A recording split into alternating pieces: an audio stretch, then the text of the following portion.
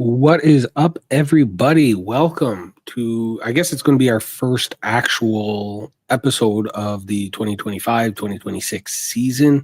My name is Ben. This is the Mafia Members Podcast.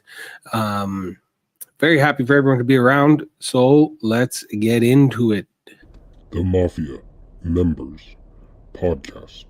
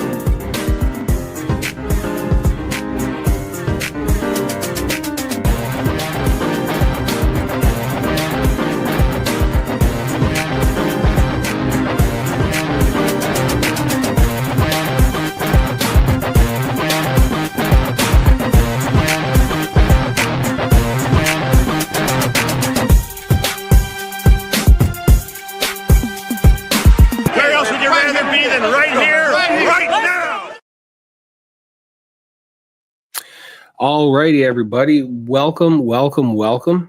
Super excited to get back into the football season. Football is finally here, and we're looking forward to it. Today we'll be talking. We'll do a little bit of a recap of the off season. For those of you that are following me on Twitter, you know how much I hate the OTAs and the updates that we get from OTAs. So we'll touch briefly on that, but we're not going to read too much into it. But we'll kind of do a little bit of draft talk, a recap of all that.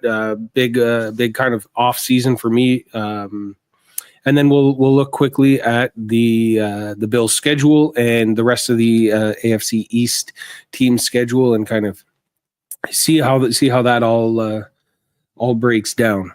So first and foremost, if you go onto my YouTube, it was the biggest news for me by far. If you go to my YouTube channel, you'll see the last video I made was an interview with the newest, or not the newest anymore, but at the time it was the newest Buffalo Bill, Michael Hoyt. And it was crazy. It was to be honest, I can't even believe that he even messaged me back, let alone agreed to come on the show. And it was pretty crazy. It was I just like I said, something I thought that would never happen, and here we are. So it was pretty surreal. He was a great guy, easy to talk to, easy to get along with. He was very much wanting to be on my schedule, and I was like, hey man, if you're coming on here, I'll stop whatever I'm doing to make it work for you. He was out in LA, very accommodating, and you know what? I'm super excited to have him on the team. Obviously, there's bias there because he was on the show, but after that, I did watch a little bit of tape on him, and a little bit of highlights from him, and he looks like a great guy, great acquisition, great player. Kind of exactly what we needed. And yeah, just super exciting. It was the highlight of the off season for me by far. And overall pretty excited that it was that was able to happen. Yes, Mr. First Down, you are my boy. Thanks for joining. And Teach, what up? How's it going? But yeah, so quick recap of the off season. Obviously had that interview with Michael Hoyt, unbelievable. And then kind of we got into the draft prep, free agency kind of quote unquote nonsense around the Bills. You know, everybody was going, thoughts on stats of 7. You know what, Mr. First Down, you, that tweet you put out today, it actually had me laughing. You and I both know there is nothing worse than this quarterback was had 86% completion percentage. He threw for 11 touchdowns, and like bro, I promise you, nobody gives a shit. Nobody cares at all. I don't understand why we're reporting on it. It doesn't make any sense. I think the Bills need to draft trade for a stud CB. That's my opinion. Well, Teach, this is how I know you don't know ball. We already have a stud CB. His name is Christian Benford. I'm just joking, Teach, but yeah, Christian Benford is our stud CB. We just drafted another one. I think we're going to be okay. Like I said, we're going to start talking about some of the draft stuff, and I was super, super, super happy with how the draft went. I loved doing all defense. I think that was 100% where we should have been focused. If we obviously do need help at the wide receiver position, there's in the past couple of days there was that chart flowing around there of like how much separation all the wide receivers were getting, and the whole league was on the right side of the graph, and then there was like 3 Buffalo Bills wide receivers like in the very last place on this thing. So we obviously needed help at wide receiver. That is not an issue. My issue with drafting another wide receiver, we'll say Keon is a first round because we could have taken him in the first round, but we traded back to draft him in the second round. But he was a first round. They had a first round grade on him. They were going to draft him in the first round. Kansas City wasn't going to draft him. So we'll say he's a quote unquote first round draft pick. But where was I? Okay, yes. So I don't think we're at the spot where we can't afford to sit around and wait and hope for another wide receiver to pan out. Free agency and trade was where to get a wide receiver, in my opinion.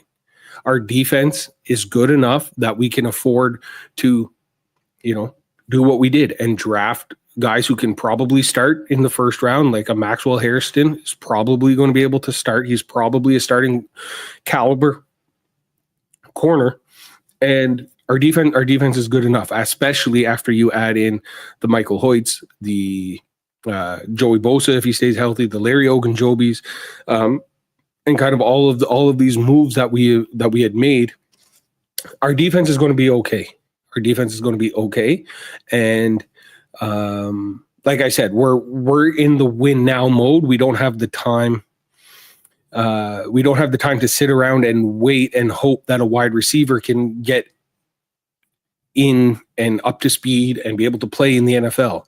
We need to find a guy who's already in the NFL and get him on our team. So that's why I didn't want wide receiver first, second, third round. Sure, you want to take if there's that's why I love the Caden Prather pick. That's a 6th round guy. If he develops further down the line, amazing. Our goal right now is winning right now, and drafting an unknown guy, spending top draft capital on an unknown guy is just not what I wanted the team to do. I don't think it would have been a smart move. Much smarter to go out and get a Josh Palmer and Elijah Moore, guys who we know are in the league, and they can play the position just fine. Our focus should have been on defense, which it was. Now, obviously, leading into the draft, there was the debate between safety, corner, edge, and like which one should we be focusing on? And so obviously they went with corner. I think they just wanted speed there, and they just took the fastest guy. They needed speed at the position, and at least you're not stuck with a quarterback question mark. I'm nervous as hell. Yeah. You know what? I mean, all things considered, yes. At least we do have our quarterback situation. I think people can say our quarterback situation is figured out. I'm sure there's lots of haters that would disagree with that. Trolls, if you will, would disagree with that. But I mean, yeah, it's always a risk. I mean, any Bills fan will tell you we sat through a lot of first round and draft pick quarterbacks and guys who were supposed to pan out, and we sat through a lot of them from Jim Kelly till now. So definitely nervous, but I mean all the signs are pointing towards him being good. So yeah, I mean, if you guys were in the NFC, Mr. First Down, I'd say, you know what, I love you guys and go for it. But AFC, we got to keep a little bit of hate back and forth. Do the Bills still have Dawson Knox? Yes, we do. Not too sure what to expect from him, if I'm being honest. Dalton Kincaid, this whole, all the news out of the team so far has been Dalton Kincaid essentially lived at the facility. He got his weight up. He got back into shape. But I think they kind of play opposite roles. Kincaid is kind of the route runner, pass catching style tight end, and Dawson Knox is kind of the run blocking. He's a little bit bigger, a little bit stronger tight end. I mean, obviously they can both block and they can both catch. But I think since Dawson has been around a little bit longer, we see a little bit of a better connection with Allen, and that's why it seems like he might be outperforming Dalton Kincaid. But I think it's just like this year. I think if Kincaid stays healthy, I think is going to be a big year. I really would have liked you guys to sign Hassan Reddick. Yeah, yes and no. I mean, I think he's good, or maybe I'm thinking of the wrong guy. Maybe you guys could let me know. Is he the guy who he sat out with the Jets for the first half? Am I thinking the same guy? Because I didn't like that guy, which I'm pretty sure is Hassan Reddick. Anyways, yeah, I think we needed to attack on defense, and that's kind of the area, or I guess even the side of the ball where you can afford to kind of let these guys develop. Like we're just going to see it now with Cole Bishop. Again, reports out of One Bills Drive is that it's been going well. Big step from him. So I feel like on the defensive side of the ball is where you can kind of, especially with McDermott as a coach, as much as I don't like Sean McDermott as our coach, currently, I think he's a good coach. I think he's done I think he's reached his potential with what he can do on this team and for this team. And so I was kind of with McDermott. He is good at getting the best out of the defense and kind of getting the best out of the secondary in particular. So Cole Bishop, I feel like, is going to make a big jump, and they have a guy, him and Rapp, they can kind of trust on. But that's where I was leaning. I was leaning towards kind of safety in the first round of the draft. I liked that Nick Emanuori,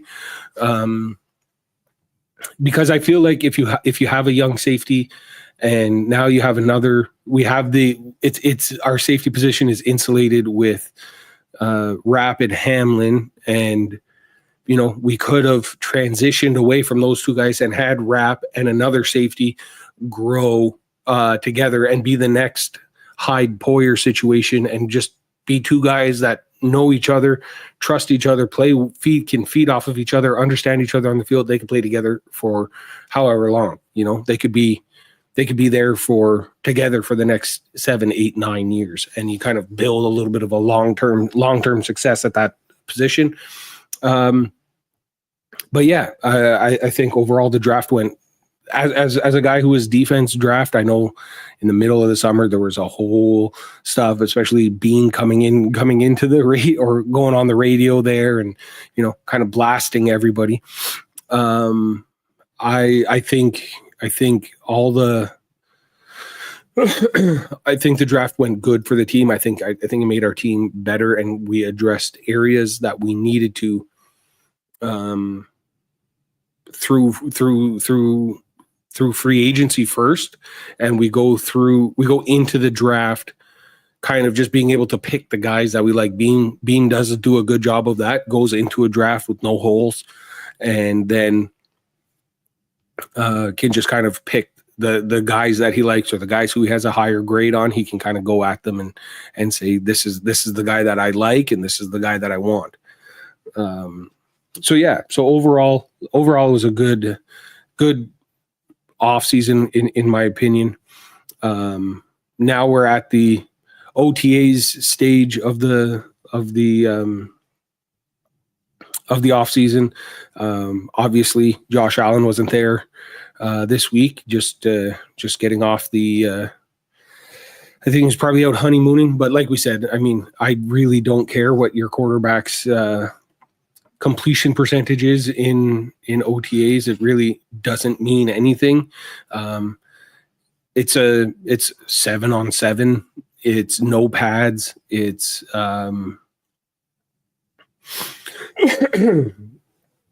it's not real yet. So that's what the training camp and that's what the preseason games are for. Then we can kind of see, okay, who's doing what and who can play. And yeah, so I think there's no real sense in talking. Like, that's why there's only a handful. There's only a handful of teams that even report. Like, I haven't seen really much of anything from Buffalo about the OTAs. I haven't seen anything from the Eagles. I haven't seen anything from Kansas City. You see a couple clips here and there, sure, but there's only like a couple of teams that really I've seen be like, oh, our quarterback is doing this. Our guy had 10 interceptions today. And it's like, yeah, because like at the end of the day, really nobody cares. They're all just out there getting loose again. Let's see here. Who's one rookie player you're expecting to take a big jump this year? I really, really hope it's Maxwell Hairston. If we could solidify that CB2 position on our defense, I think we are set. We need to get through the first 6 weeks of the two guys that we signed in free agency that are suspended. So we need to get through those 6 weeks. Luckily, our schedule, which we'll get into in a minute, our schedule is going to allow that. I feel like we can start out good. I really don't feel like there's much competition in our division. So I think, we can quote unquote afford to get off to a slow start and just kind of build and get everybody onto the same page. This team is all about being healthy, playing our best, getting into a groove, and getting ready to play December, January, and hopefully a game in early February. So as much as I already don't care about OTAs, I really, really don't care about them for the Buffalo Bills, because we're still however long, 7 months, 8 months away from where we actually need to be at our best. OTAs are great for just kind of getting everybody on the same page, and you can kind of, you see you get to meet everybody. Everybody gets to see the playbook and kind of read everything. And so, yeah, I think we have our mind set a little bit into the future, a little bit further down the road than where we're at currently. So I don't think there's much to report on from the OTAs. Did you notice a drop off after Daboll left New York? 100%. 100%. There was no. When Daboll was coaching, we had Josh Allen receiving touchdown passes against Houston in the playoffs. Like, it was crazy. The offense was so all over the place. That's what gave everybody hope for the team was, okay, we have this offense that's going crazy right now. Nobody knows what's coming. Josh Allen is running all over the place. Like, what is going on? Who do we have? Who do we guard? Like, it was crazy. It was the first time we'd ever seen it. And then I forget the guy who came in after him, Ken Dorsey. Ken Dorsey came in, kind of let go of the or kind of clamped down a little bit. It wasn't so free. It wasn't so like motion and all those kinds of things that you like to see that were making us successful. And now I would say it's a lot more comparable now that we have Joe Brady back. There's a lot more creativity in the play design and kind of concepts that we do. We see the emergence of James Cook and Khalil Shakir. We saw the big play for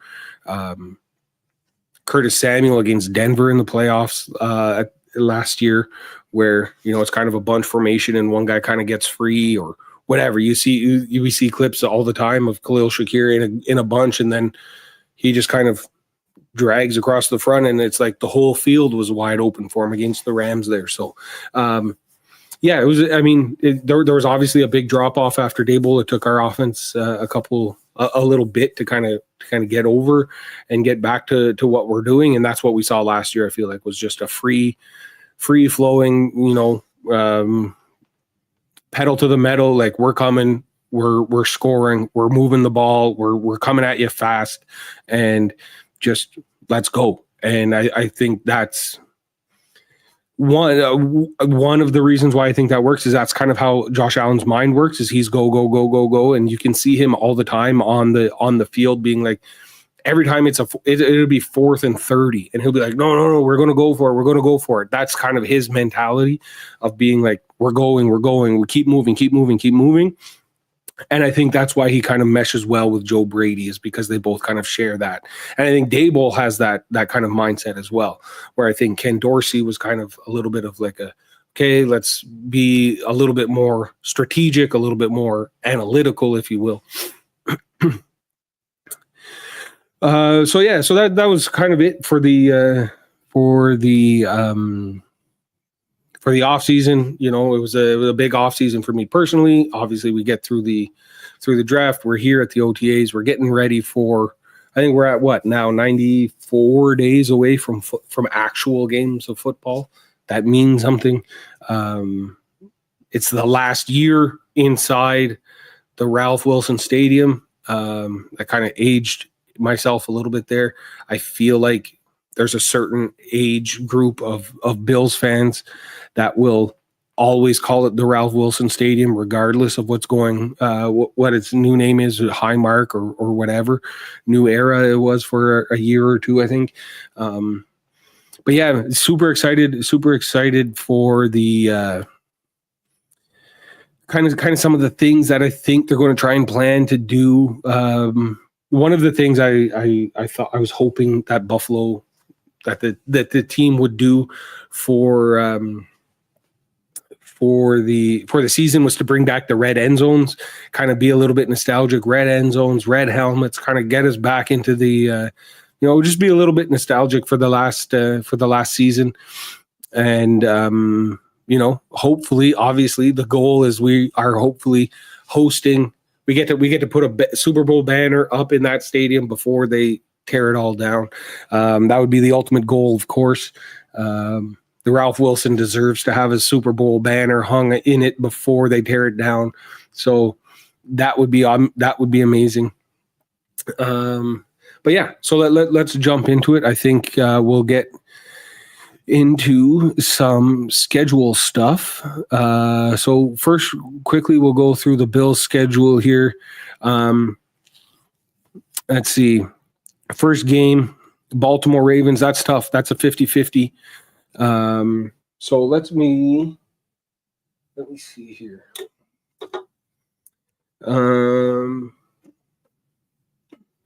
Because when I was looking at it, like originally, I'm like Buffalo is a 13-win season without kind of really looking at the schedule. So we'll say maybe we'll keep the streak the same with a loss to Baltimore in the regular season, but we beat them in the playoffs. So and then we go Jets, Dolphins, Saints, New England. I see that as 4 wins in a row. Atlanta, make that 5 wins in a row. So at the bye week, I think we are 5-1. 5-1 into the bye week of week 7. I hate a week 7 bye week.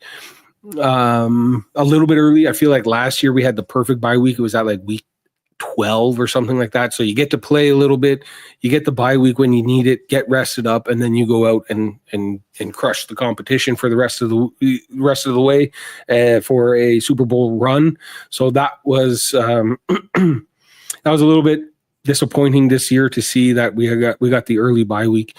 Then we go Carolina, so make that 6-1. 6-1. Kansas City is a 50-50 game. We typically beat them in the regular season, but we'll give it to them this year because I'm trying to break that curse. I'll lose it because it goes, we win, they win, we win, they win. It just so happens that when it's our turn to win, it's in the regular season. So I'm going to flip that. I hope we lose to them in the regular season so that we get the win in the playoffs. So we're at 6-1. That makes us at now 6-2.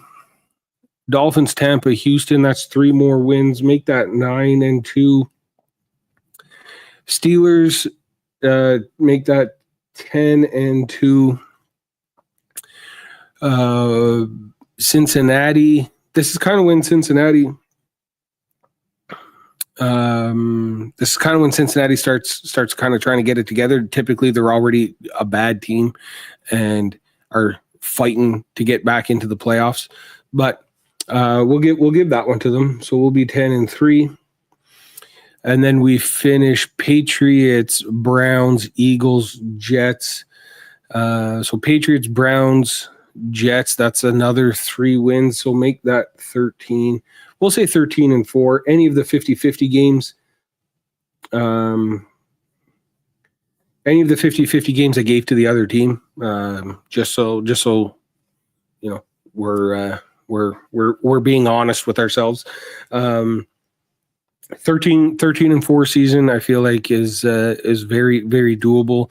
Again, that's without winning in any of the 50-50 games. So we win a couple of those, and now all of a sudden we're 14, 15 win season, and I think we get the first. If we get the first seed locked up, that'd be real nice. All right, let's see who else is in the division for schedule-wise. Miami. Let's go ahead and look at Miami's schedule. Indy, New England, Buffalo. So they'll probably start out. I think they'll start out 2-1. 1 loss to Buffalo. New England, and New England, the Jets, and Miami are all kind of up in the air right now. It's a little bit tough to tell for me personally. So I'm just going to take all the divisional games and all the divisional games for the other teams and split them for now, just to make it easy. And then Jets. So we'll put them at 3-1. Carolina, Chargers, Browns, Falcons. Jets and Miami are ass. Yeah, no, that's fair. I think Jets might be okay if they can get a good season out of Justin Fields. I feel like they got a really good running game that people don't talk about. Everyone is always like, oh, what about Bryce Hall? He's kind of like an afterthought for people, but he's a really, really good running back.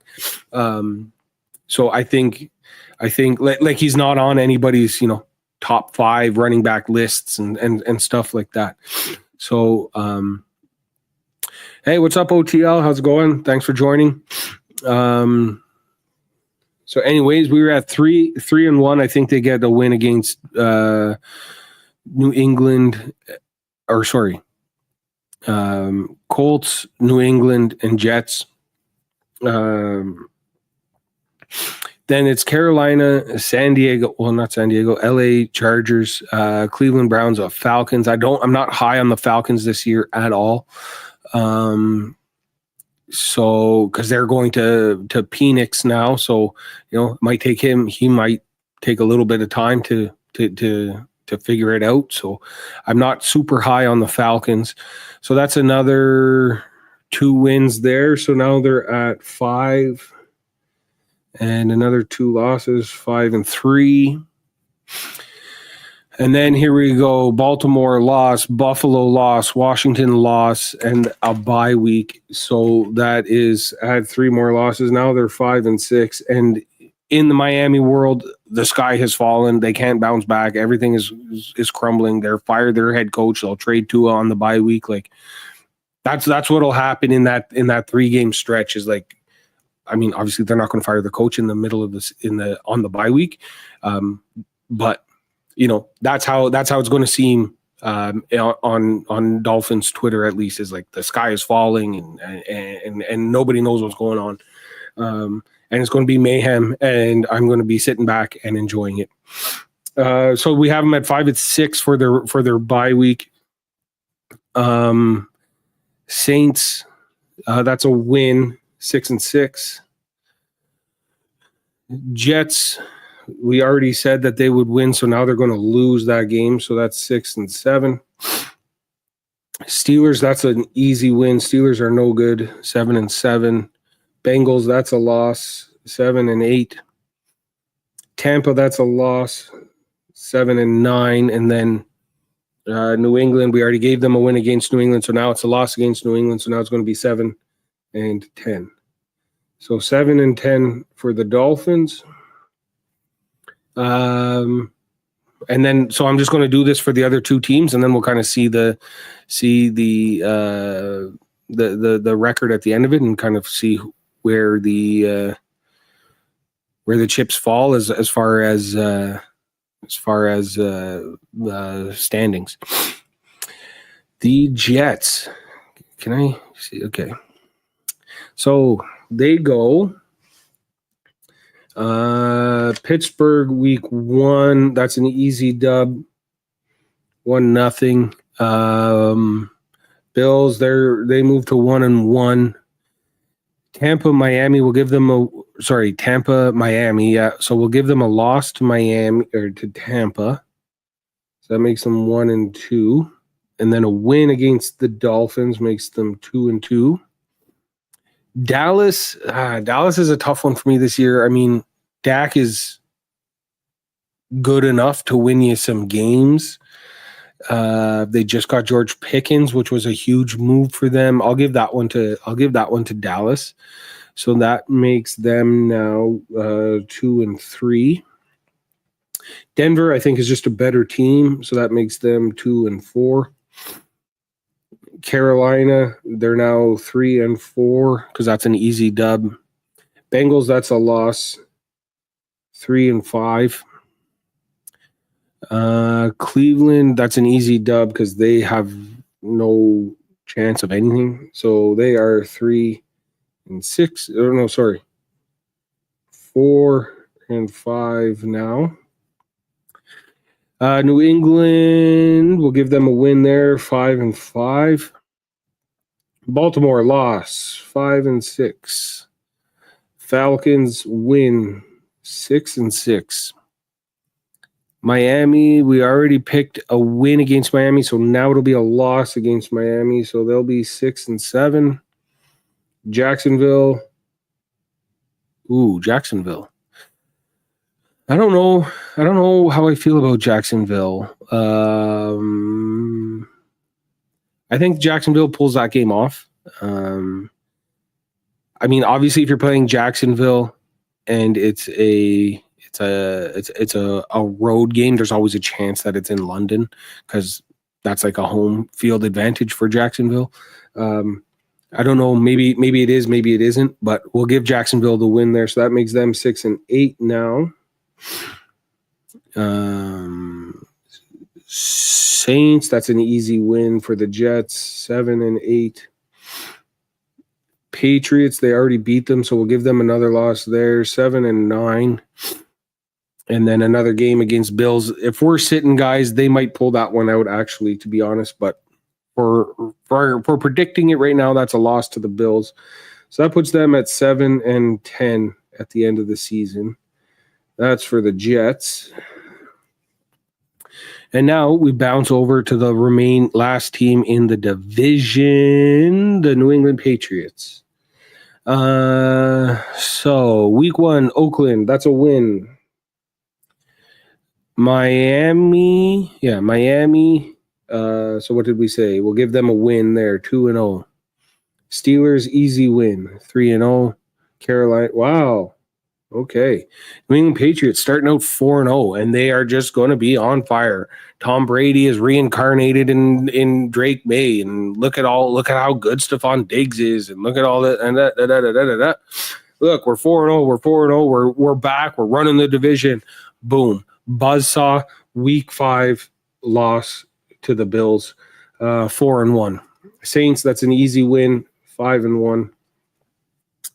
Titans, that's an easy win. Sorry, Mr. First Down. That's an easy win. 6-1. Cleveland, another easy one. 7-1. Falcons, 8-1. Tampa Bay, 8-2 now. They are 8-2. So now we got to give them one win against the Jets. So we'll give them that win. So that's 9-2. Against the Jets, 9-3 after they play the Bengals, 10-3 after they destroy the Giants because Giants are no good. Another loss to the Bills, 10-4. Loss to the Ravens, 10-5. And then we already predicted wins against Miami and the Jets, so they finish off those two with 2 losses. So that brings them to 10-7. Okay. I think without even really looking at the schedule before, back when I was just talking about the upcoming season, this is kind of how I had it shaking out, where it's going to be Buffalo, New England, the Jets, and then Miami. And I think that's what we have. We have 7. Well, I have them both at 7-10. Jets and Miami, both at 7-10. So yeah, they'll battle for the last place in the division, and I think Buffalo is kind of sitting pretty easily in first place, and I think Patriots are pretty well have that second place locked in. I could be totally wrong. I am expecting a big season out of Drake May. Maybe he's a little bit more like it took 2 whole seasons and getting some help for Josh Allen. So, maybe second season out of Drake May. Maybe I'm a little bit too high on the Patriots. But 10 win season from them. I think they get second place in the division pretty easily, battling in those wild card positions. And yeah, so I think that's kind of how our season and the division is kind of going to break down. And just quickly before we go, I'll spend the next couple minutes here just talking about. There was a theory, or there is a theory, and there is the saying of Super Bowl or bust, and that was kind of being floated around today on Bill's Twitter, because the Buffalo radio show was talking about, is it a successful season? What is going to make a successful season for Buffalo? Now, me personally, I hate the narrative. Super Bowl or bust, or any kind of championship, whatever sport you're playing in, it's championship or bust. To me, that's dumb. No team ever is expected to win this. Like, there's no team expected to win the Super Bowl. You can expect to win your division. You can expect to make the playoffs. You can expect to win a playoff game, those kinds of things. But you can't expect for your team can't be a failure if you didn't win the Stanley Cup, the Super Bowl, the World Series, because there's just too much unknowns, and lots of things have to go your way in order to reach that goal, right? So I think if you're saying Super Bowl or bust, I think you're missing kind of what makes sports exciting. But I also think there's a large portion of us Bills fans who are still stuck in the drought era mindset of, oh, we're just happy to be here. We never thought we'd get here. We never thought this day would come where we're in the playoff. I think there's a big portion of Bills fans that are like that. And I think we need to realize that, just winning a divisional game in the playoffs is not good enough for this team anymore. It's AFC Championship game is now the bar that this team has set. If we don't get to the AFC Championship game, the season is a failure for us. We're gonna have to beat either one of Kansas City or Baltimore, or maybe the Bengals or someone like that. We're going to have to beat one of them to get to the AFC Championship game for sure. And then we'll have to beat one of them to get into the Super Bowl. That's just the reality of playing in the AFC in this time. It's going to be one of the last three teams is going to be Buffalo, Kansas City, Baltimore. And that's crazy. It's crazy to have to, like last year, Cincinnati almost got into the wild card spot ahead of Denver, and in order for us to get to the Super Bowl, we would have had to beat Joe Burrow, Lamar Jackson, then Patrick Mahomes, then get into the Super Bowl and play the Philadelphia Eagles. So the Super Bowl or bust narrative, it doesn't make any sense because that's insane, right?